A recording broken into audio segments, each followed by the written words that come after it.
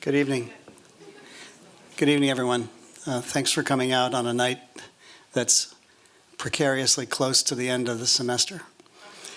But no surprise to see a great turnout this evening.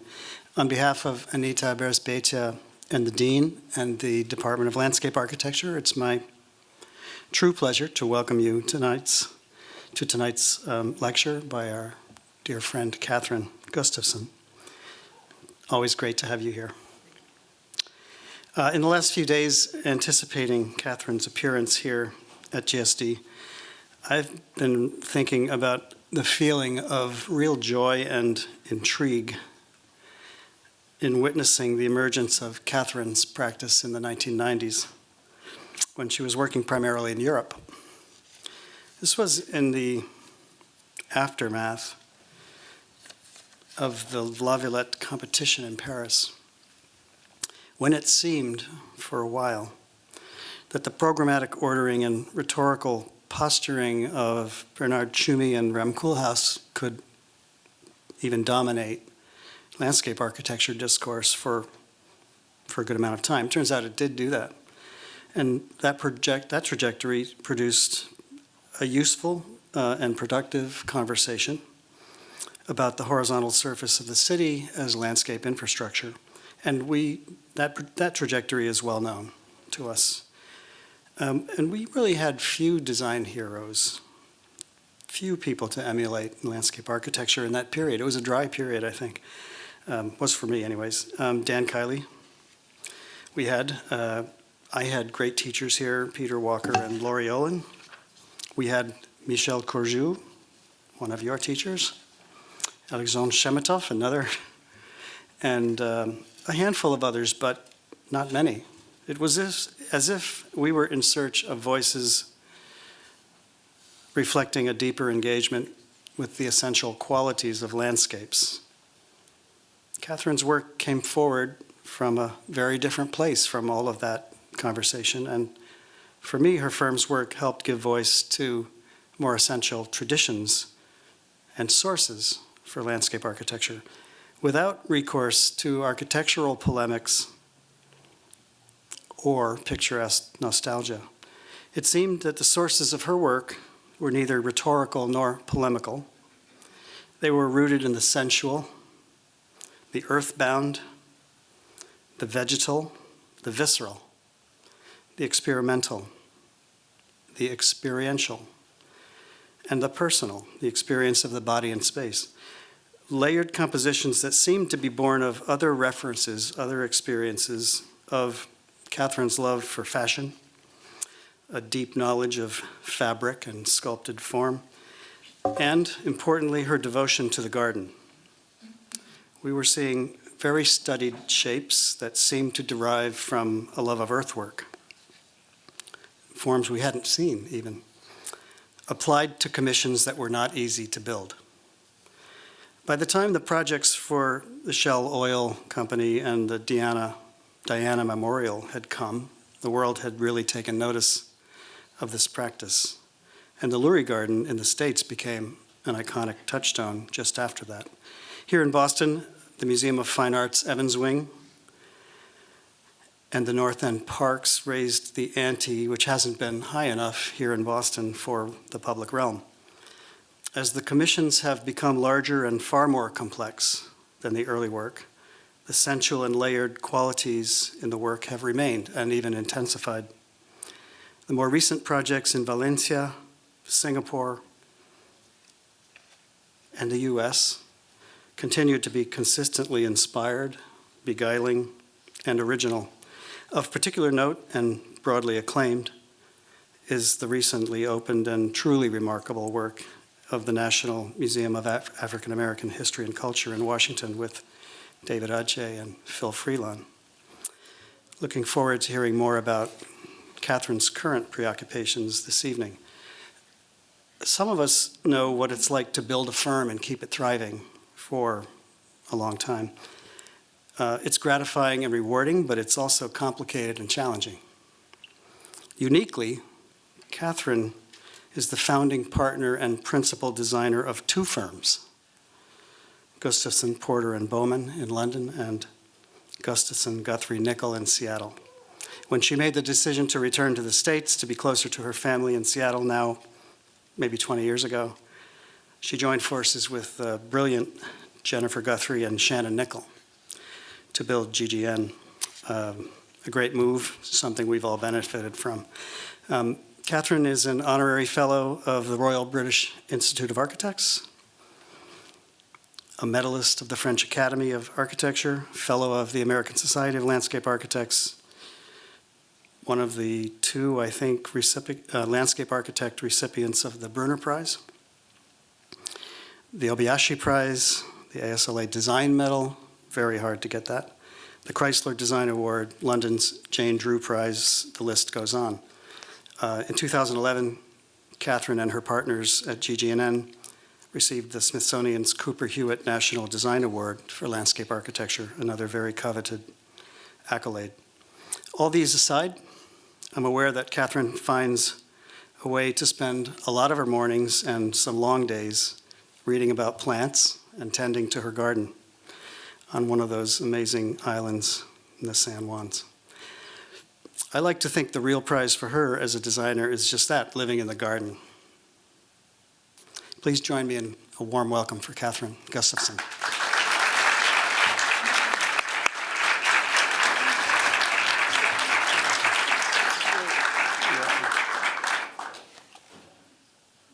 Influences. So I've sort of put this lecture together that's sort of a pre-lecture, something I've been working on for a while, of why do we do what we do?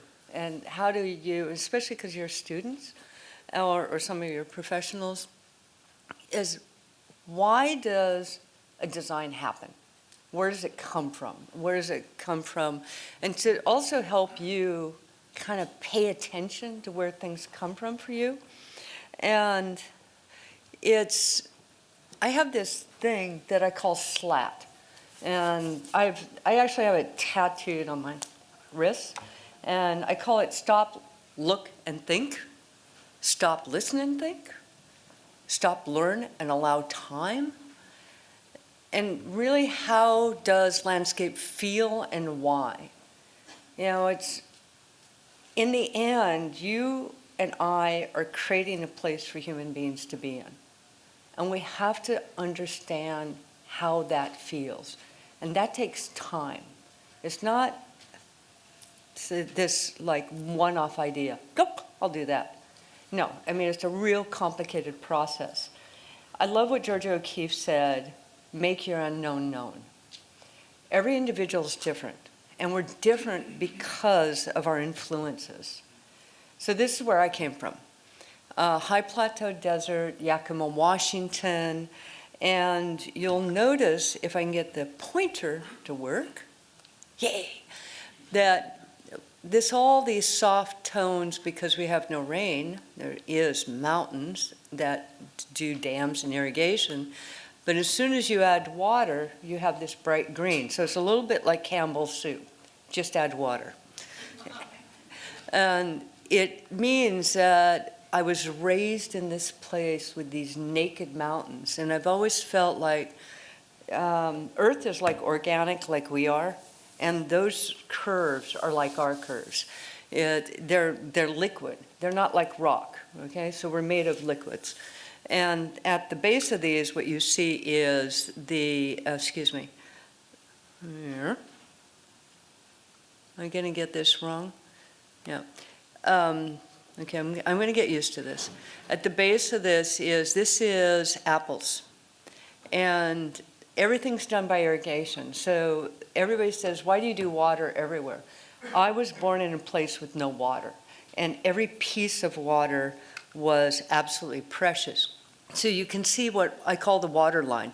As soon as it's not irrigated, it's gravelly plain. And water is not a natural thing, it's a conducted thing. It's a precious thing that moves through. And this is what it creates, this huge abundance of fruit, hops, beer. So this is where I was raised. And then I ended up going here to Versailles, which is where I did my master's degree, where everything is constructed, where all the water is constructed. Everything has a form, has a definition. And this is where I learned about monumentality. These are the 100 steps, and they're my most favorite steps in the world because you're going up to a horizon. It's like climbing a mountain, but it's a human culture mountain. You want to get to the top to see what you find at the top. So that's an experiential, right? It's like, I've got to go there. I've got to see what's up the top. And nothing's telling you what's at the top, except there's a few trees that there might be another existence up there. So understanding how a landscape feels. This is another huge influence. This is a man named Jacques Esgar.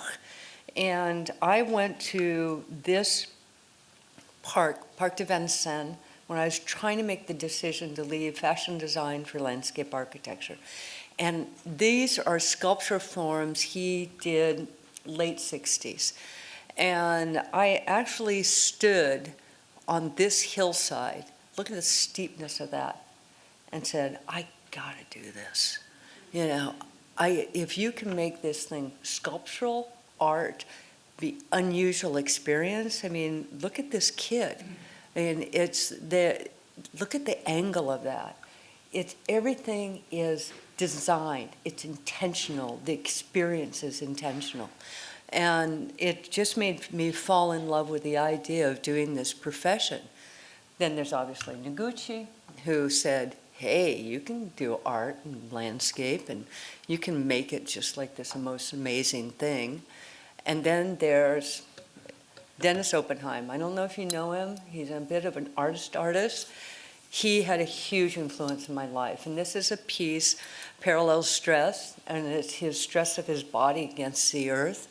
He also did this piece that I absolutely love that is called Service Station for Ideas. So your ideas come around and like you're not quite ready for them, so they may need to get a little bit more gas in them, you know, a little bit more service. But it's also a three-dimensional landscape piece that could be built out in the middle of nowhere. And so it has this conceptual piece to it, and at the same time, a reality to form.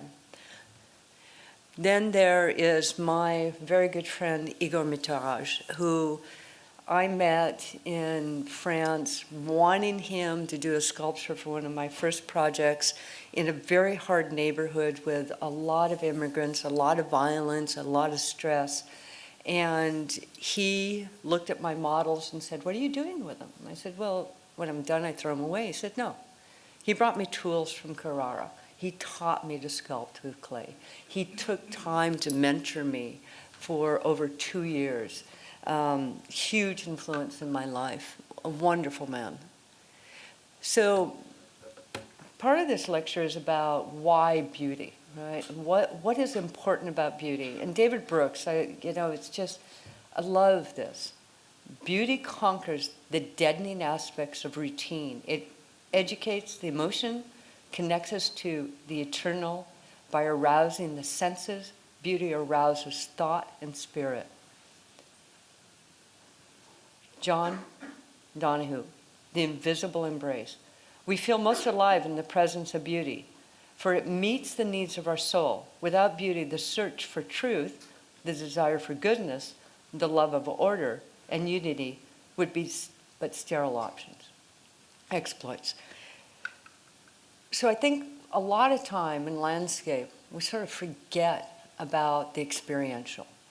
And I often wonder about what is it about art that carries us through every piece, and why are there certain things that carry over time? And it's the human spirit. So the bowl of fruit.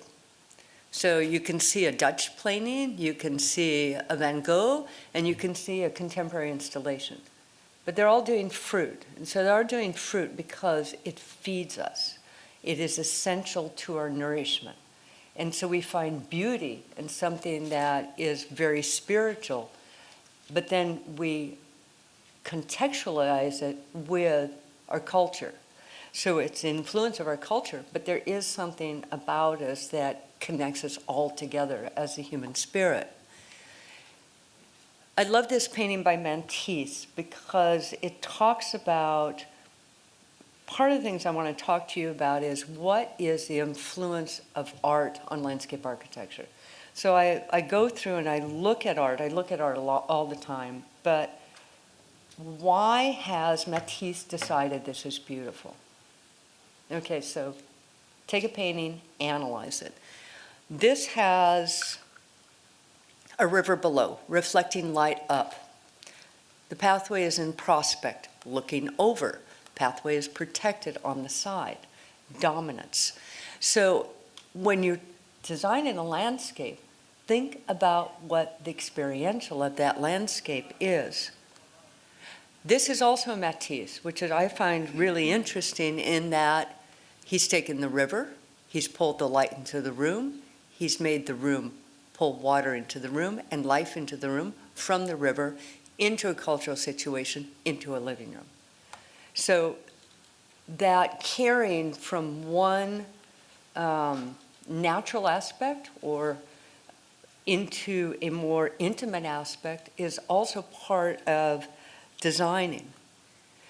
This is another Matisse that I find quite extraordinary because it talks about the future, okay? See how, I'm sorry, it's very hard to always photograph paintings, but see how the pathway turns? So you know you want to go that way. See the void here? The void is saying you're going to go someplace. See the shadow here?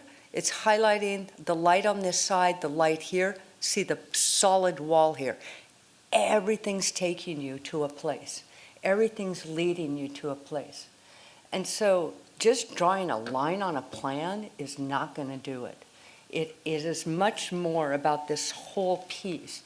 And I think when looking at art and seeing why does an artist think this is beautiful will give you clues of how to create them.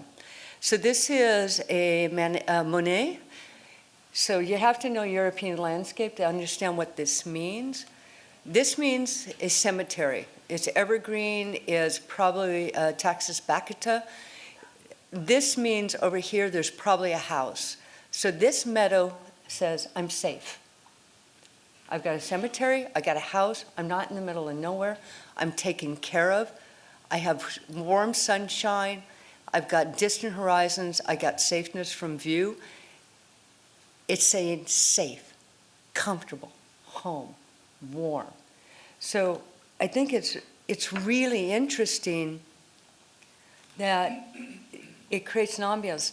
Now this is one of the picturesque paintings that influenced many. And the thing I find interesting about this one is that it talks about those three scales that we're always dealing from: foreground, medium ground, foreground. So what is it immediately right now, what could happen, and what do you want to happen? And so those three scales are something that happens in landscape all the time. Stowe is a really good act. If you haven't traveled to Stowe, please go. It is the true picturesque, not what I call civic decoration that really ruined the picturesque in the 1800s, but the 1730s, it was really about creating a readability of the land and a discovering of the land. And so this is what I call, excuse me, I got it wrong, okay, got the thing wrong, go back. This is what I call the object of desire. So you want to go see this, but there's no pathway, there's a visual corridor. The whole pathway takes you around, and then you all of a sudden you discover all these other pieces. This is a series of paintings and references, and next to them are some of our projects. And I'm just trying to show you how that influence of those paintings have influenced the way I design. And so this is called The Journey.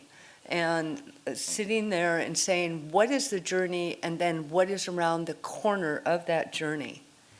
This is amplification of a natural piece. So my waterfall isn't quite as big, but it talks about that same feeling. This is theatrical. It's turned on one side. This is a ribbon, 1,000 meters of gold ribbon through the woods that take you on a journey, as this takes you on a journey someplace. And then, very important, and a little bit what the introduction talked about, I love classical principles. I think there's a balance to them. I think there's a principle to them. I think there is a force to them. That they have something. The reason they're classical and they've been around forever is they work, you know. And so what is it about them that works so beautifully? And then this comes back to those three scales: foreground, meeting ground, foreground. Foreground, meeting ground, foreground. And so always working in that concept into the work. So I represent first my previous work in Paris from 1980 to 1997, then Gustafson Porter Bowman 1997 to now, and then the beautiful women at GGN and myself from 1999 to present. So this is the London office. Neil Porter, Mary Bowman, me, new partners Sibylla and Donna. And this is them. And this is the three women of Gustafson, Guthrie, Nickel. And then this is sort of a group photo of that office, and we also have an office in DC. So everything that I will show you, I have been design lead on, but it doesn't mean it's everything that's been done in the office. Obviously, we're 90 people strong now. We're 9 partners. There's no way I'm designing all of this, thank God, or I'd be nuts. This is through all the offices. This is our mantra. It is complicated. You don't just do a one-off and design a really good landscape. There's all these things that you have to get in there. And you can read it. You should know it, but if your project isn't fulfilling every one of those, then you haven't done your job. So, see if I can go forward. In Paris, this is actually my very first project in 1983. It's called Meeting Point, and I'm not going to go too much into the conceptualization of it, but it was basic about different systems, how they meet, and what do they do with each other when they meet. So an example is that this is a really strong system. This is a very fluid system. So the strong system tries to cut through the fluid. The fluid doesn't care, it just floats right over it. So in life, there are different elements that come together, and how they react to each other is constantly changing. It actually is a stormwater management piece. We were moving 300,000 cubic meters of earth to be able to drain all the fields around here from flooding during the spring rains. This is a photo of it that was taken just last spring. So it's still a wonderful piece, it's still there, and it doesn't look quite as sculptural anymore, but it looks like it fits, and that's really sort of what matters. This is Every, Writes a Man, 1990. It's the first time I put jets on pavement and have that be a unique space. You turn off the jets and you have a performance space that everybody can use. This is where the term full and empty when full. You want a space that when nobody's there, it's full, so it's not boring, right? Like the Boston Civic Center is horrible when it's empty. So then you also want that space when it's full that people can fill it. So how do you make it flexible to be both? And this is where this was a performance space that was based on the 13th Amendment, Rights of Man in French, called freedom of expression. And François Mitterrand opened the piece. So this is Shell Petroleum. It's very iconic. Everybody knows it, but it's basically the first roof garden. There's 5 stories of parking underneath it, and it's a very conceptual space about what Shell Petroleum does. They basically go into the rock, they take out the fluid, they refine it, and they give us energy. So it was the front door to Shell, and it was a way to talk about energy in a positive way when we had just had Valdez happen 6 months before. And it's an incredibly great company. So this is a project, I'm showing you old pieces and new pieces. This is a project that a lot of people haven't seen, and I wanted to put it in here because I'm still like super proud of it. And it shows for people who are starting out, I did a lot of infrastructure in the beginning. And this was a project, this is the A4 that comes from Paris all the way down to Italy. And this is the A55 that goes to Barcelona, and this goes into the center of Marseille. And the client asked us to take all of this and make a new entry to Marseille and put in 1 million cubic yards of soil that was coming out of a tunnel to do it and make it a sculptural piece. So one thing to notice is there are remnants of the pine forest, and you see this rock strata across here. So this is a 1960s freeway exchange that just like ripped through the soil, the earth. So how to put 1 million cubes in there is the basic idea. I'm going to go back one is I have a 100-meter grade change. Oh, shoot, sorry.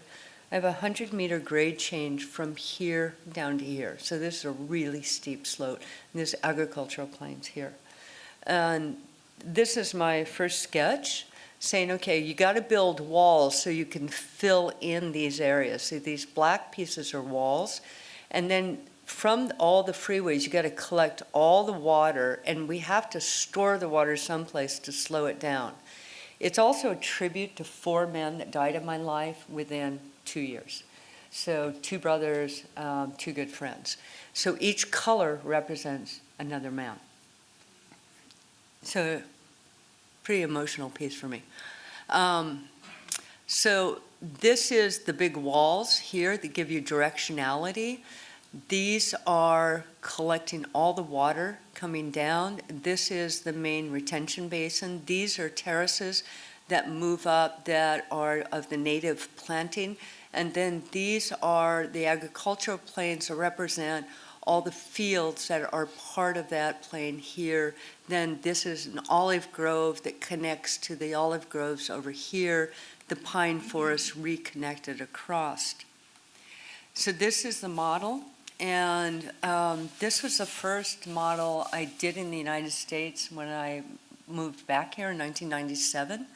Actually, this was done in 95. And it's, it's 300 pounds of clay.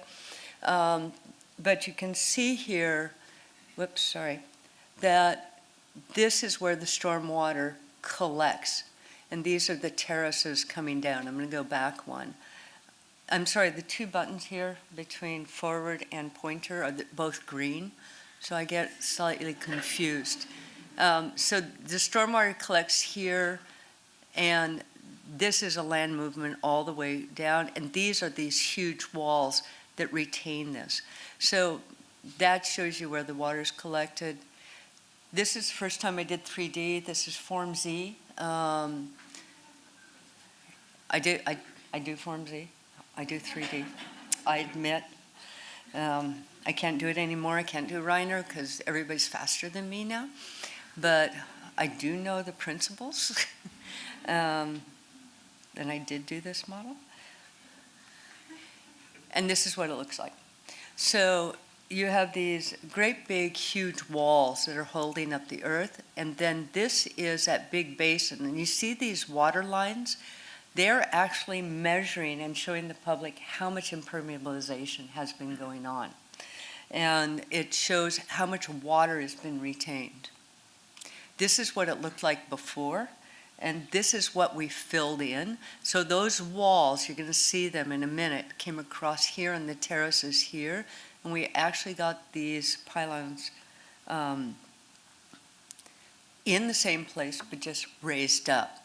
And all of this is using local stone and gabion walls. You can see the size of a truck. It's an absolute monumental piece.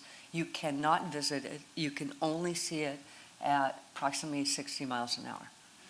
So it's like, yeah.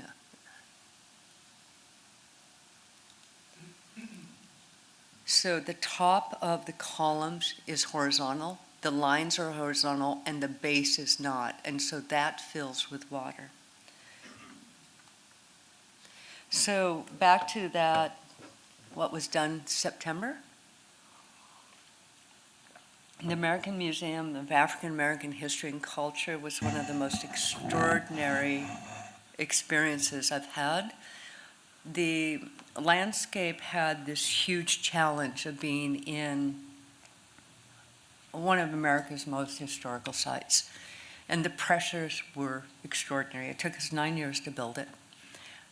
David Adjaye and Phil Freeland were the architects. The biggest compliment I had was from the critic for the New York Times, I believe, said it's a great understatement. And I couldn't have had a nicer compliment in such a context, because it's the last thing you want to do is try to upstage the Washington Monument and David Adjaye. Not a great idea. So I just want you to look at all Olin's work here, all our work. We're fitting into a larger context. So this is the inspiration for David's museum. The idea of a hat in Africa means that you control your destiny, that you actually have property, that you actually have something. So it's an honor to have a hat. And you can see in the African American culture, hats are still really important. Also, the porch was very important to this concept. So here, I think you all know where we are. So the museum is here. This is the Capitol, the White House, Lincoln. This is called Union Square. We're going to talk about it in a bit. The mall, the reflection pool, Washington Monument, the Museum of American History. Now, our director, Lonnie Bunch, was the director of American history before. You don't get more sensitive in America than a site like this. Everybody has an opinion. Everybody is friends of this, or friends of the mall, or Washington, Planning Commission, the National Commission of Arts. The process, you just can't get nervous about it. You just take your time. You just keep working through it to make sure that you're getting the right answer for everybody in the room. It's no longer about you. It really isn't about you. It really is about this context within the monumental core, within the capital of this nation. And that is important to a lot of people. So trying to understand that importance of the Friends of the Washington Monument, the Oval, American Museum of History, and our new museum. We have a 9-foot, 3-meter drop from here to here. If you know the mall, you come across and then you have this like ha-ha that goes lower here, so cars can go through here, and your view across to the Washington Monument never has cars in it. It's beautifully designed. Olin did an extraordinary job of redesigning this with all the security barriers that look like there's no security barriers whatsoever. It's one of the most brilliant landscape designs in the Washington, D.C., and actually, I believe, in the world. So looking at that, analyzing how that works, and there's these terraces that step down, and then all these lines that connect to everything. we have to figure out a place to put this museum so it doesn't flood from Constitution, so it's placed halfway between. 70% of our people come in this way, 30% come in the other direction. So this is my first model. I think it's kind of funny that it looks like a fish, which got the fish, got his eye, he's about to swim away. That everybody that came in crossed waters. And so they crossed on a boat. There was something, so really wanted conceptually that you crossed water to come into the museum. You crossed a threshold of some sort. And then, this, you see, it's in the same green stuff. I keep having dyslexia with green. Pointer. So again, getting it to fit into the context. So fitting into the context and still having that museum be its own place. And David and I, right in the beginning, said, okay, what we really want is we want the pavilion in a park, because you have the Washington Monument grounds. It's a huge park. You're not going to create this little garden on the side. You're trying to make this. And David is trying to put this museum there that is finishing Museum Row. So it was very important. So these are the different processes that we went to say, okay, this is what it looks like today. This is what it's going to look like in the future. This is what it looks like from the Washington Monument today, and this is how it's going to look in the future. So this is the final plan during schematic, and you're going to see it does change, where the museum is here. You cross water over. This was a stormwater management piece here that was collecting all the water from the site here. And this was a cultural fountain that you crossed water to enter. And so you move through the museum. Remember, there's a 9-foot drop. We're right in the middle here that puts us above flood line of Constitution.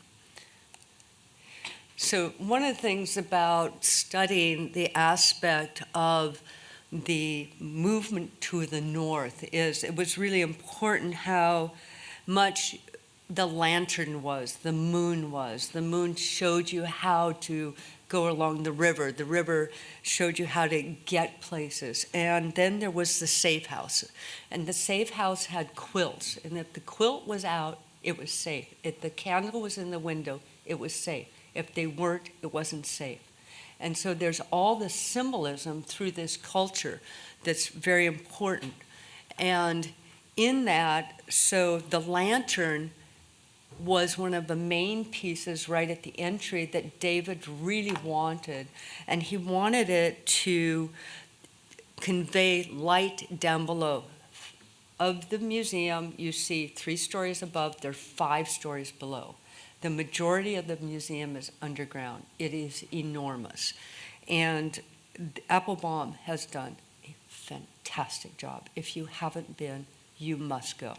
It's extraordinary what they did. And David did a great job.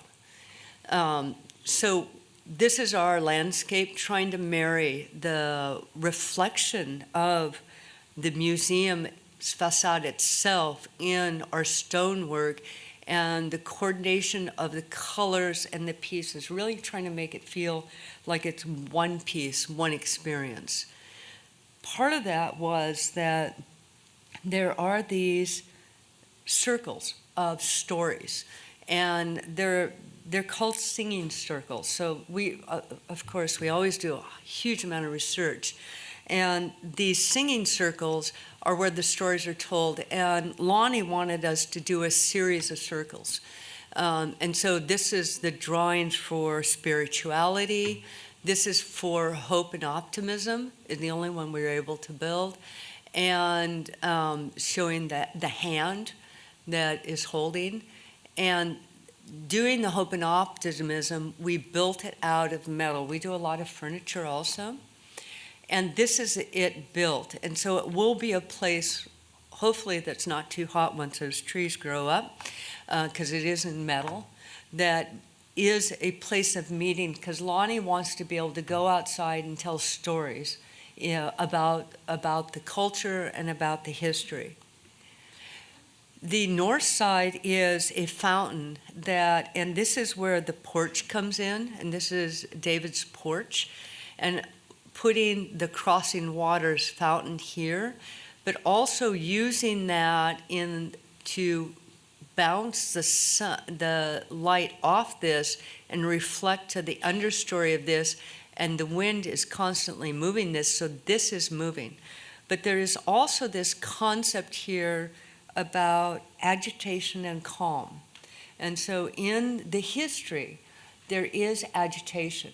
There's agitation throughout history with the African American experience in America. But then there's calm, and then there's solidness. And so the fountain is made up of two pieces, a movement piece and a mirror piece. And the movement piece comes down, and the mirror piece comes across, and there's a void between them, and they never touch. And that void goes all the way down to the basement. So you have these two waters that come in and go down. And when you are in looking out at the mirror piece, you see yourself reflected, the Washington Monument reflected, so you see yourself within the history of the United States. So this is a CGI of that, showing the movement water, the still water, the Washington Monument.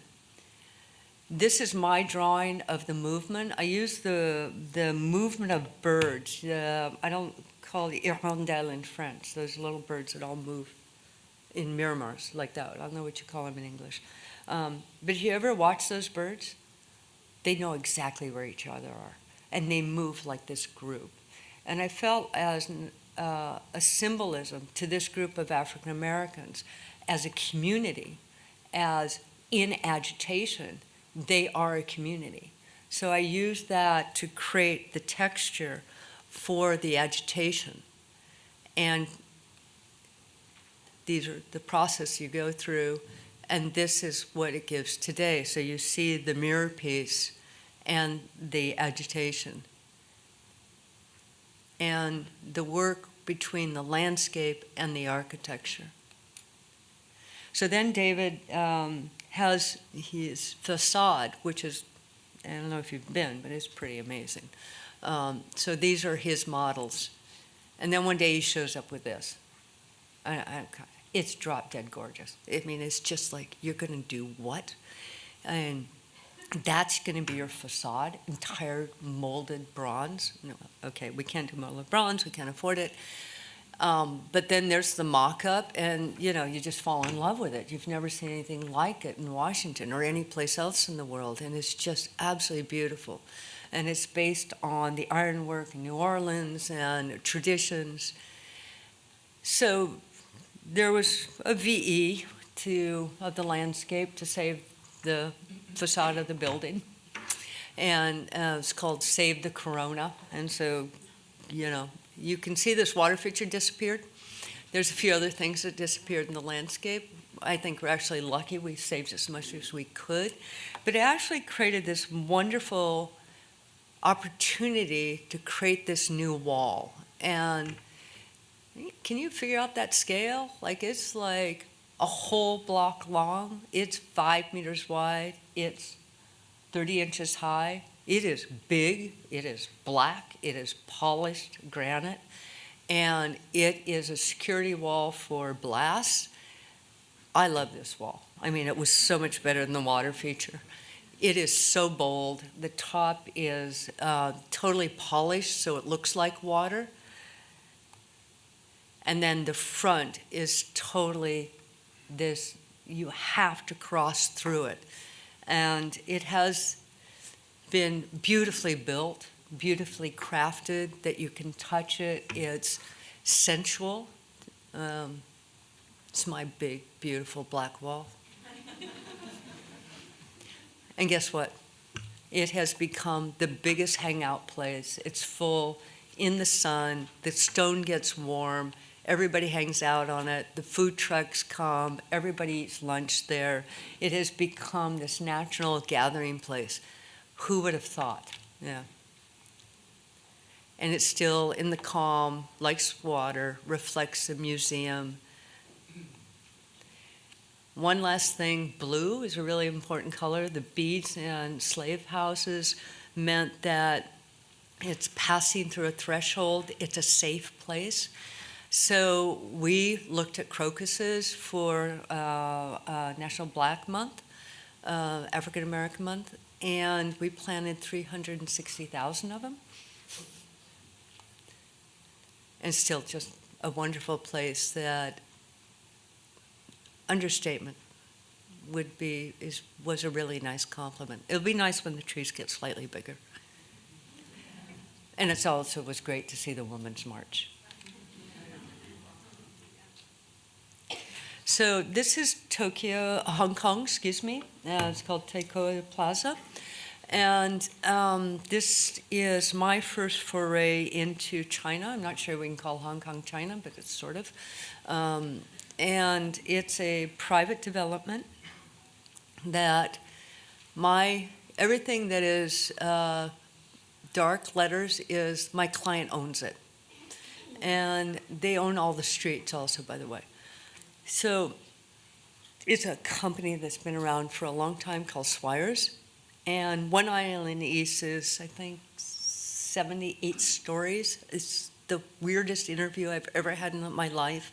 The first time I was there, they had me up at the 75th story in a desk at an office right next to the piece of glass that went right to the floor. And I don't like elevators. I made it through. But from then on, everything was fine. They moved me to a lower floor. But the project was that this had buildings on it. And so they wanted to build 2 new towers here. So they tore down these buildings, built an underground parking garage, and then there's a new bridge here up in the air at the first floor that connects everything in space. And then these were all loading docks and creating this into a food and beverage, a new garden here, and then an events street over here. So we're doing all of that. And at the time, somebody asked me today, do you ever do something political? Yeah, I do, but I don't often tell people about it. So this is during Occupy Hong Kong. And when I was first doing the concept, so tradition, transparency, and transition. So a lot of the problem with Occupy Hong Kong is nobody wanted to lose the tradition, but they wanted transparency in this transition to this government. And so it was very important, these 3 words. So they became the concept for this space. Transition. If you haven't been to Hong Kong, go. It is so much fun. It's like the rock, nature, building. And everything is just so exaggerated. I love it because I hike, and so I can be in the mountains in 7 minutes from my hotel, going straight up and in native vegetation. But then you can go buy beautiful things, you can go learn things, beautiful museums, great restaurants, just a really great city. So looking at the tradition, and it was really interesting how there's always this mist, like, remember, foreground, medium ground, foreground? Foreground is, what is the future? Do we know the future? It's, something about the eternal that is moving through. But at the same time, all the structures are quite built rectilinear over a very organic landscape. So this is the concept, and it's called transparencies. That you need that transparency where you go through these veils, and the veils are water, light, vegetation. And as you move through these veils, there's a bright light of the future, foreground, medium ground, foreground. And moving through these veils means you're transitioning through time. And so there was a 5-meter drop in the site, and through that drop there was these bridges, And I wanted underneath the bridge to be like party space, bright lights, fun, but then you move through the mist and you step down through these veils. These are my sketches. And these veils can be, again, vegetation, light, or water. And this is one of my first sketches of, so there's these lines of water, lines of vegetation coming through that you move through in a linear manner. And this is another sketch of these lines of veils, and you're stepping down from up here the 5 meters as it moves through. So this is the plan. The high point is here. So just call this +5, 0, 0, 0. Really steep, flat, flat, somewhat steep. And bridge comes around here all the way through. So it's a reverse of what was happening in the Chinese gardens. The bridge by Hugh Dutton Architecture is all sort of Zaha Hadid fluid. So I did all the straights. So it's sort of, I sort of reversed the whole thing. He like really flipped out and said, "You're undermining the bridge." No, I said, "No, I'm highlighting it." So it's different from the landscape. So this is the bridge. And so the landscape has this really ordered piece to it.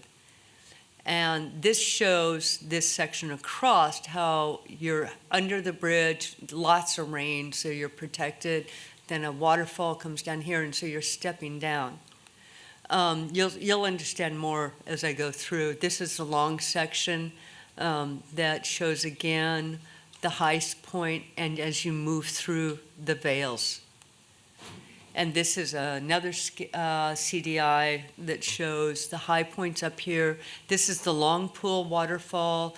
This is the oval pool. There's a waterfall between them, and then all these lines.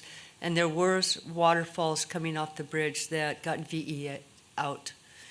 So this is the first 3D model built in the office, and there was something wrong with it. I just couldn't figure out why. It just didn't feel right.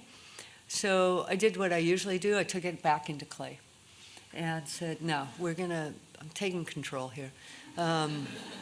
Why is it not working? And basically, it was too tight. And so this is the long pool, the oval pool, and the water table. The bridge comes over the top here, and you're terracing down this way, or you move down this way. Basically, you move all the way through this. You can come through here, or you can come down there, you can come down here, you can do that. Everything's handicap accessible to all different plateaus. And so this gives you, so you can see how rectilinear it is, which is a sort of a big departure for me, but it also was the way to pull those veils and just like extrude them down and give it the force it needed. So then how do you make those feel more sculptural? How do you start to work with them? One of the sketches. And then starting to work in 3D, how do you move the water, and what is the texture that moves the water? So this is our texture moving through what is called the long pool, and it's a water cascade coming down here. The bridge is over here. And this is looking again at the long pool coming down. The oval pool is over here. You can see the bridge is over the top. Very tropical or very lush planting.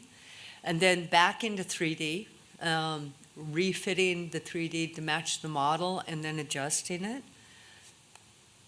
And then from that, we go from our 3D to cut polystyrofoam to testing the water, full scale, one-on-one, to make sure it works.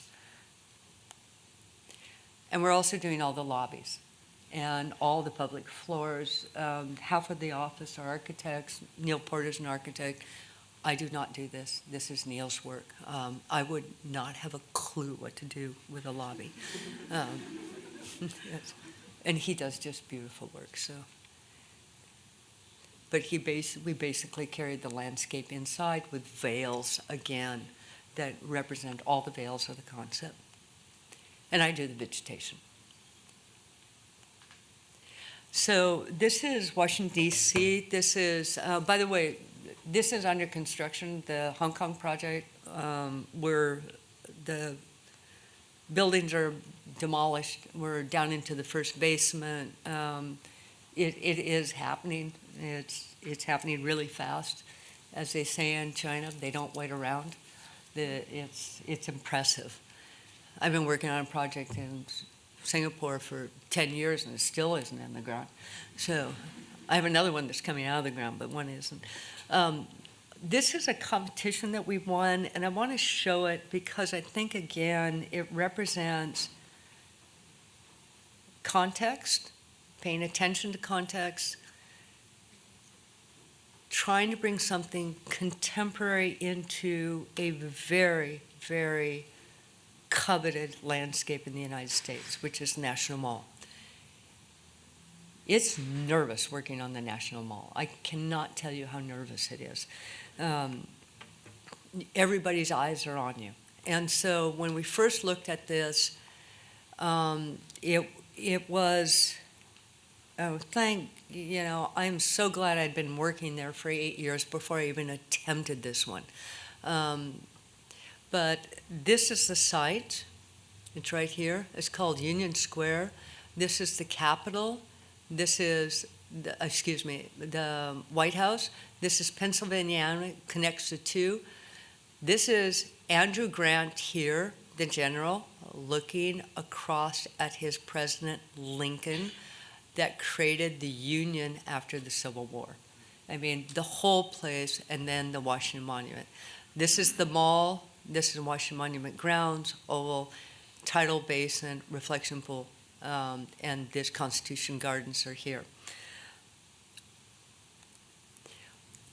One of the great things about Washington, D.C. is the height control of the buildings, but it's very, very dense because of the height control. And the thing about the mall is all of a sudden everything's open as soon as you hit the mall. And it's got this huge open space. And so people that live there run in the morning, you play ball after work. I mean, it's a very lived-in space. But at the same time, it represents this nation. And this is the view of a water feature that is there today. This is the Grant Memorial, the Capitol. And this is your picture postcard that the Speaker of the House at the time absolutely wanted to maintain. And this was a place of gathering of the presidential inaugurations, the local visitors, but it also was this huge, ugly 1960 basin that was just leaking gallons of water. And look at the size of this thing. If you came from the mall, I mean, you couldn't get to the Capitol. Look at the size of a building. You had to walk all the way around here even to get an access. And so people would do these dog paths trying to get around this thing, and it was lower than here. So even as you're coming down the mall, you didn't even see it till you're like on top of it. It is a Dan Kiley SOM, so I shouldn't criticize it quite so badly. But it's probably more SOM than Dan Kiley. But you can see how it really blocks this whole piece the way it was. Another thing to know is that this is what was happening. Oh shoot, I keep messing up. Sorry. These dog paths that keep being created, and you can see them here, but it's really the accessibility, and these dark spaces are trees and the open spaces are without trees. So historically, you have L'Enfant Plan, 1791. Really important how there was a canal through here. Basically, we're in a swamp, and then there's this drainage of the swamp that was happening in the canal here in the Capitol here in Pennsylvania. Then going through the botanical gardens used to be this, As we moved through, we had the Macmillan Plan, 1901, that created sort of like a Concord Plaza with a fountain and a fountain here. Macmillan Plan was not built. Look at these dates, 1932, 1936. What happened in 1929? Crash of the market, no money, nobody had any money to build anything. So we went back to the simplest plan possible, just carrying them all through, reserve the botanical garden here, and just fill it with trees, okay? So I think a lot of things happen for economic reasons, and it is a Frederick Law Olmsted Jr. plan. So we looked at that and said, okay, we got a big thing here, we got a big thing here, we got a big thing here. We don't put a big thing there, right? So we've got enough big things. And so how do we just connect this whole thing through? We want to connect Lincoln to his general, right? And we want to make sure that's done in a really clear way. So what we worked on is that this was a connector piece. And so we're looking at this piece. We have Union Square here, Union Station, which is the train station, Pennsylvania. We really needed to connect in all different areas and not make it a separate area. So this is a sketch saying, you know, the Union was pulled apart during the Civil War. So it's like this puzzle of pieces that you're trying to pull back together. And that actually is the plan of the garden. And you'll see all these lines when you see it in a moment. So this is where we are in our proposal, that one, and I'll try to explain it to you because it's this entire piece. This is the museum rows on either side. This is the mall, the Capitol, and this is a tilted lawn that has events on it. And what we proposed is a central water feature here, and it's basically a tripart scheme. Instead of trying to make this whole thing into one piece, we made this part a Union Square, this about the botanical garden, and this a botanical garden. So these two became living landscape museums that completed the museum alley at this museum row. So the way this is composed is we're going back to mannerism, and Michelangelo. So you see the two museum rows, then the centerpiece, and that is based on a perspectival. Now, there's two reasons to do this. One, this monument is slightly larger at this end than the end of the mall here, and unfortunately, they didn't even put the statue on axis with the Capitol. So you're trying to make something look symmetrical that is not symmetrical. So you gotta sort of fake things a bit. But also, if you use mannerism, if you take those lines and make them parallel, the Capitol is gonna look farther away. If you open up the end, the Capitol is gonna come towards you and look more monumental. It also, to the visitor, it's gonna look closer and easier to walk to. So, no, it's important. I mean, experiential, what are you experiencing? These people, they have 4 kids, it's hot, they're sweaty, they've been walking all day, and they're supposed to get to the visitor center, and they gotta climb up this hill. And so, you watch them. I mean, they're dragging their bods across here, and then they're trying to go around this thing. It's just, and then so it's Second Street doesn't go through. I mean, and there's a barrier over here anyway. So we're trying to make it much more accessible, much more part of it. And at the same time, Brunner, Speaker of the House at the time, actually wish he was still there, he wanted his view. And so we really framed that view exactly the way they saw the view before. And you have to understand, his office is like right there, and it looks down at this, and he didn't want his view changed. Speaker of the House, okay? So it's like, you don't change his view. So then you have this beautiful lawn that comes up to the Capitol. So to create that as a bowl and frame it, I raised each side with terraces that made this one composition, and then created these as being separate compositions. And you can see the size of the terraces. Now, this is a football field for scale, okay? This is a big piece. And re-put in Second Avenue across. And you can see how much we increased from what was the circulation before to what is the circulation now. You can see before how it came here, boom, you gotta go all the way around. So, and that's what it is in our proposal. I still hope we're gonna get it built one day. Then the fountain, it's made up of 5 panels, and these are the terraces that I spoke about earlier that frame that space here. And this is a view from those terraces across to the fountain. And this is what I call the Beatles' white page, walking across water. So that sort of float feeling.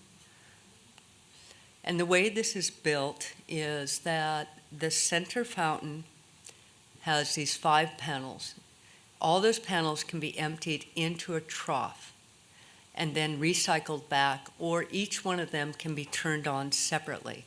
So you can have a event with all the fountains on, you know, first initiation, welcome to America, this is who we are, to I want to do one event, I want to do the inauguration, I want to do a fair, I want to do half an event.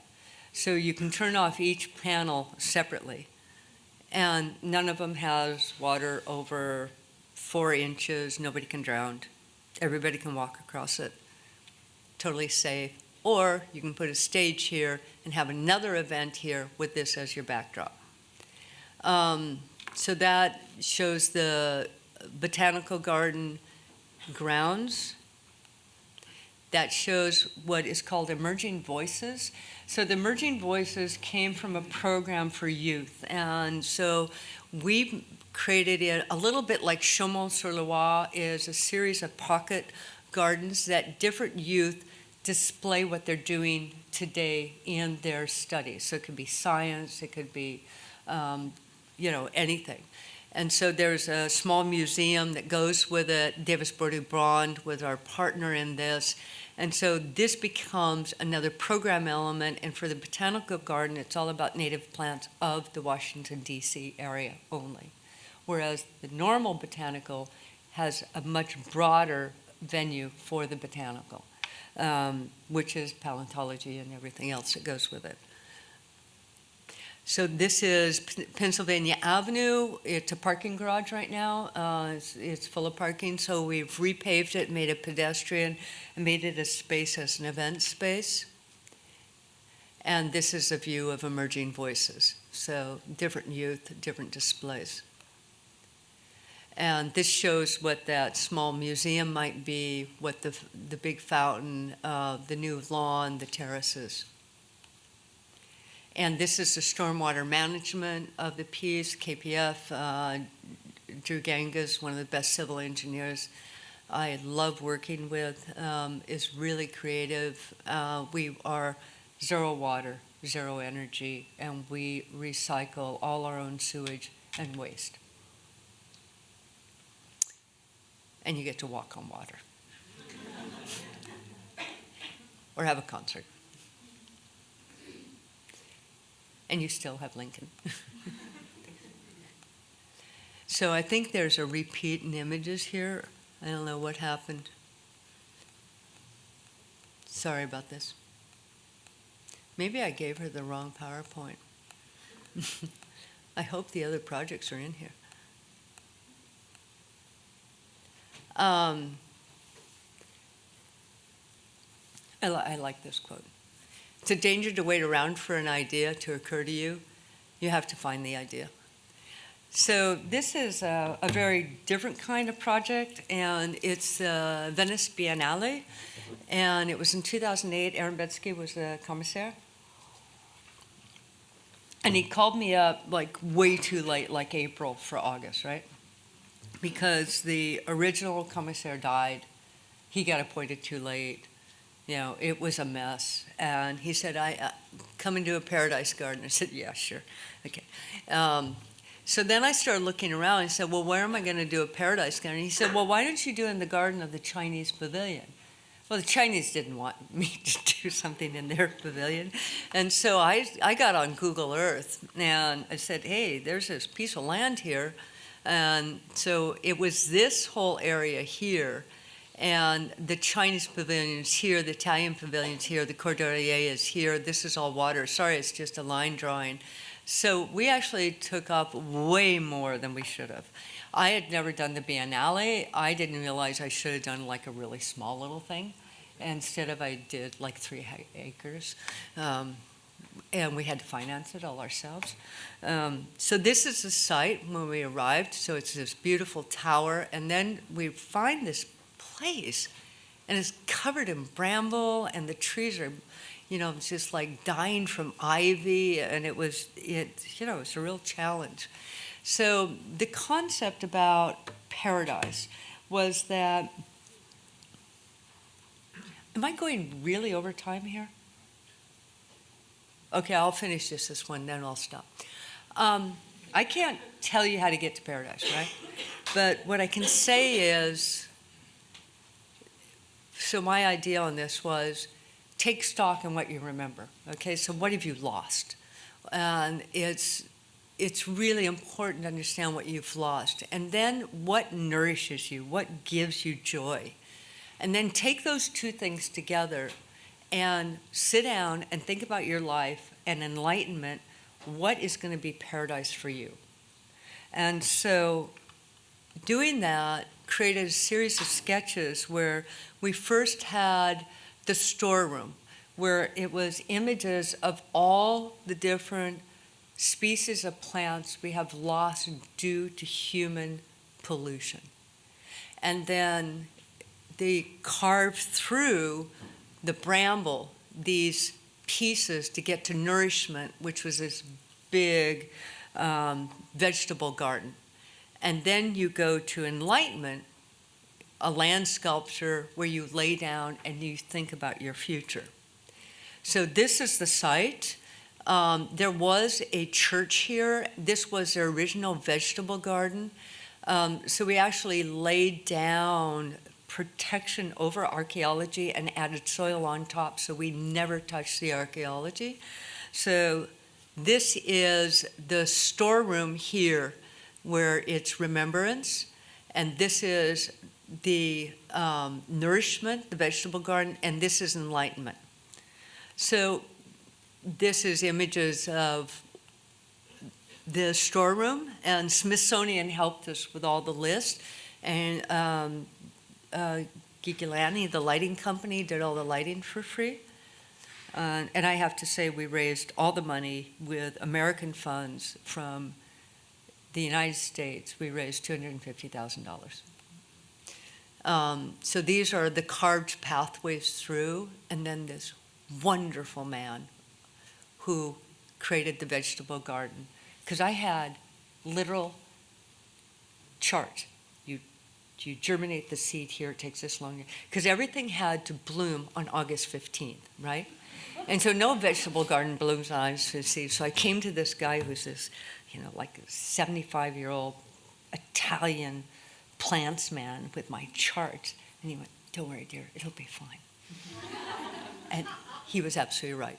It was absolutely beautiful. I did take inspiration from Louise Bourget's. At the end of her life, she was making sculpture out of fabric and sewing fabric. So I got back out my sewing machine, because fashion, and I hand did the face that is a woman scarecrow with 501 jeans, a Pendleton jacket, and a redhead wig, which was stolen within 4 days. But it was this wonderful vegetable garden. People came, they could eat things, they could rest on benches, there was roses. It was after the Mediterranean garden, where everything in your house goes into the vegetable garden. So it's your flowers, your herbs, and your food. Where the English put the kitchen garden, the flower garden, the cut garden separately. The Italians and the French, they mix it all together. And we had baskets of food that people would come in and eat. And it was lovely. It was absolutely lovely. And then enlightenment. And you know how in all the religious things where you're going up to heaven, there's all these fabric going up, and you're going up to heaven. So I wanted fabric flying in the air. Neil and I talked about the fabric flying in the air. And so we flew fabric in the air. And so first we had to create the land movement of enlightenment. This is my clay model. And the idea is to create a place of the prince. So you can lay down there, nobody can see you, and you can look at the fabric going up into enlightenment, and you can imagine your paradise and your future. And then you've got to get up and go do something about it. But so these are the models of how you walk into that space, and some other photographs of it. And then it started to be built. So all the fabric, they were 30 meters long by 15 meters wide. There are 2 of them ripstop nylon. And I did all the models in reduced miniature form in my studio shop with fans blowing at them and slits in them and things. And then we just took a chance and, they worked. But they're helium balloons that held them up. And we had these guys from England come down and do all the balloon stuff. You can see the land movement. There's the place of the prince where you get to hide. And then you fly the planes. And they go, because there are only 2, they're not 3, right? So the wind will push the balloons up and down, and so they just keep moving. And at night, they're absolutely fantastic. And Aaron Betsky had his 50th birthday party there. They were really amazing.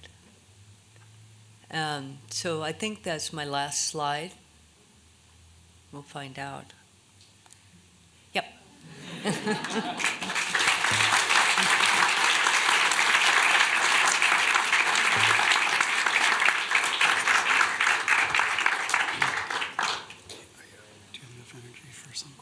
Yeah, I can always ask questions. Thank you, Kathryn. Wonderful talk. Some people have to file out, but I know there will be some questions. Sorry, I went on too long. It's okay. While you're preparing your questions, I have one for you. Yeah. I'd love if you would say something about the role of making drawings by hand and making models by hand. Because we don't, we seem to be losing it, but you haven't lost it at all. Well, I think that when you actually draw or model with your hands to scale, and some of you who had crit reviews today heard me, say, you've got to do it by hand. There's something about drawing that section by hand. Your pencil, putting a person in there, and all of a sudden you are inside that drawing.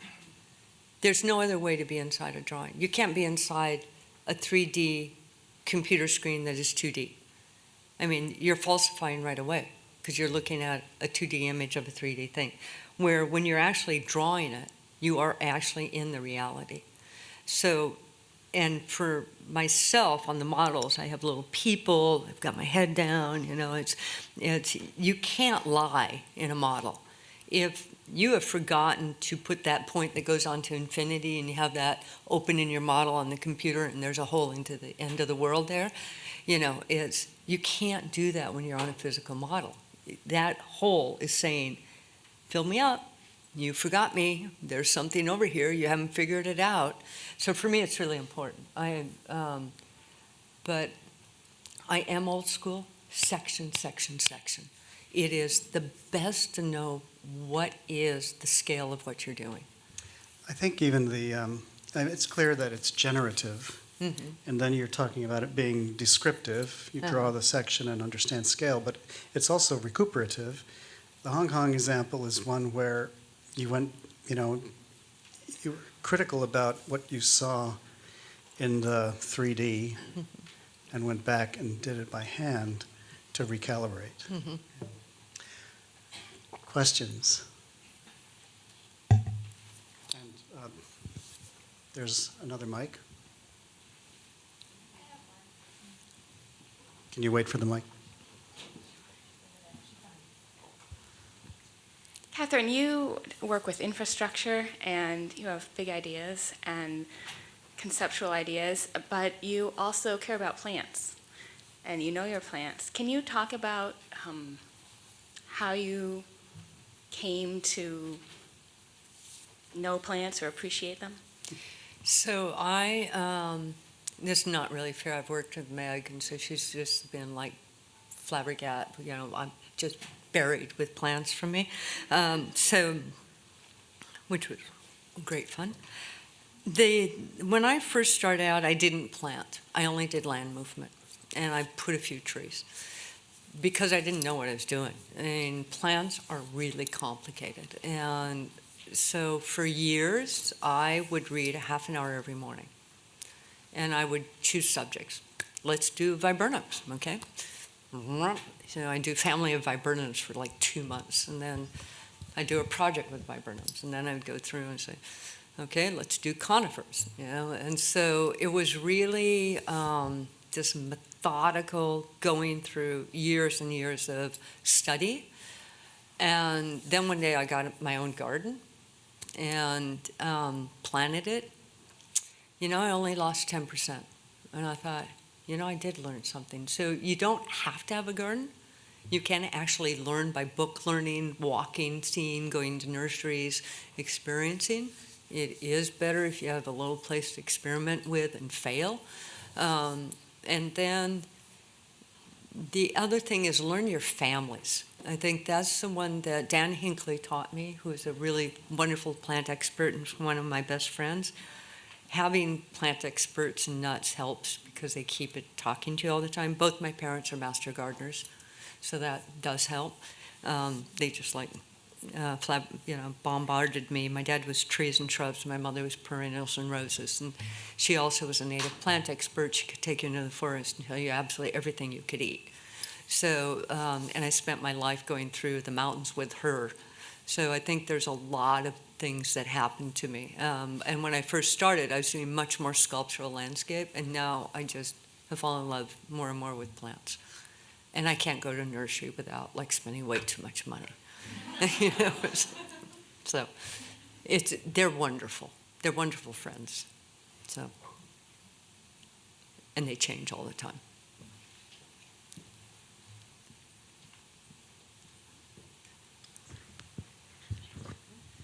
It's a really steep room, isn't it? It is. I wanted to ask about a lot of the projects, and you began with talking about being focused on the experience, the what it feels like to be in a landscape, and I'm wondering how you stay grounded in that when you do the big projects, the big scale stuff. I think it's a really good question because on the really big projects, there's a lot of pressures happening from a lot of different angles. You saw in the Hong Kong piece, I put down in the beginning what I want it to feel like. I want it to be immersive, I want it veils, I want it sort of these colors, these sounds, and I try to hold into that. The National Museum of African American History and Culture, the pavilion in a park, trying to hold that. So I think that if your concept is clear enough and fits, you can hold on to it. And it's going to get pushed around on the really big projects. There's all sorts of constraints, and so I can't even go into where they all come from.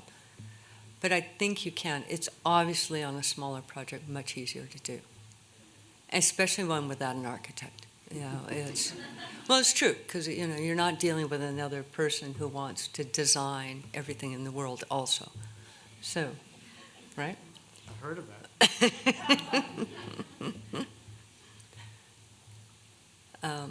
Let's have one more question. There's a woman right there. These are so annoying. I mean, you got to figure this thing out. I was wondering if you would speak for a minute about the practice side of your life. I loved hearing about your influences and creativity, but you were brave enough to run 2 firms. And if you could talk a little bit about how you work those, what to me are kind of competing sides of the business side and creative side. First off, I do not run 2 firms. We're 9 partners. And the secret is 9 partners and 9 very talented partners. As you know, I mean, I don't know how I got such great partners, but I have great partners. And there's a sort of a saying we have, is we talk until we agree. And I think it's really important that communication and that patience. So, and that also is that design matters, and design is the root of our identity and our culture. And our ethics are all the same also. So honesty, you know, really being ethical and being design driven is sort of, that holds this group together. I ran my own office of 16 people without any problem. But once you start having other people help you, you know, it has all those dimensions. And the other thing is, your partners should never be like you. You should only be the person that can do what you do, and they should be only the person that do what they do. And so that diversity is what makes it a really interesting partnership, but then the firms are interesting because they're cultural in that way. That everybody has like that, George O'Keeffe, the first statement is, make your unknown known. So I think that's a part of the secret to it. That's beautiful.